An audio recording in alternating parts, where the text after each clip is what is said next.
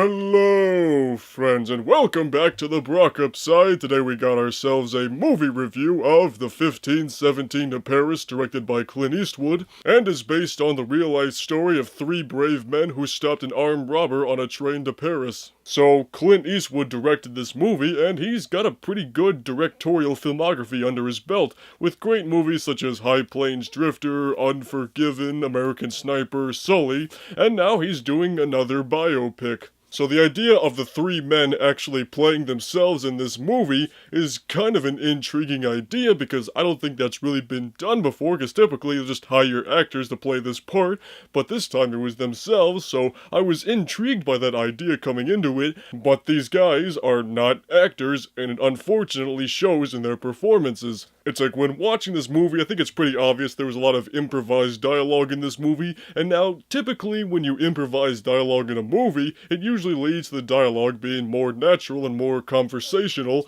but the thing is when actual actors do it, they know how to do it well, but when you have non-actors do it, they don't really know what they're doing, and the dialogue may be more natural, but it's not movie dialogue. It's just kind of a lot of, hey, I'm gonna go over there. Okay, we'll see you then. Hey, I'm gonna sit down here. Alright, that's cool.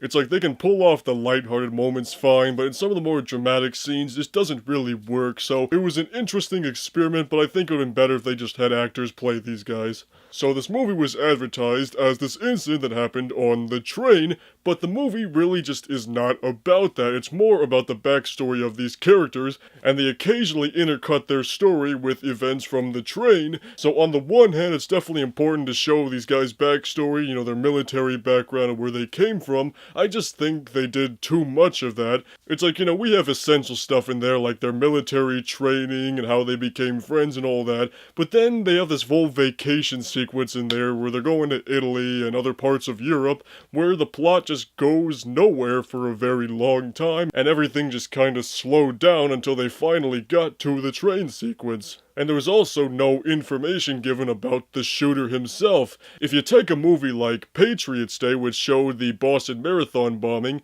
it showed it kind of from both sides, from the bombers and the police and everybody else involved on that side of things, and it made it more interesting because it showed where both sides were coming from, but here they focus entirely on these three men, which, like I said, it's important to do that, but they just overdo it, and I seriously find it hard to believe that there's just nothing of interest about the shooter. I mean, nobody just randomly decides to go on a train with 300 rounds of ammunition and start shooting people. So really the movie is just not done with a whole lot of care to it, but the train sequence is definitely the highlight of the movie, and that is done with extreme care, so at least that part is really well done. And from a filmmaking perspective, the cinematography is nothing exciting. They're all just really basic camera angles. The movie's only an hour and a half, but the pacing is really slow throughout a lot of it. So it's really just kind of a shame that this movie is not up to par with some of Clint Eastwood's other biopics of recent memory, like American Sniper and Sully. I think the biggest problem with the movie is that there's just not a whole lot to say about the train incident, as opposed to the movie Sully, where it tells the story of Captain Sullenberger landing that plane in the Hudson River, but the movie doesn't end after that sequence happens, because afterwards there were all these consequences and all these things that Captain Sullenberger had to get through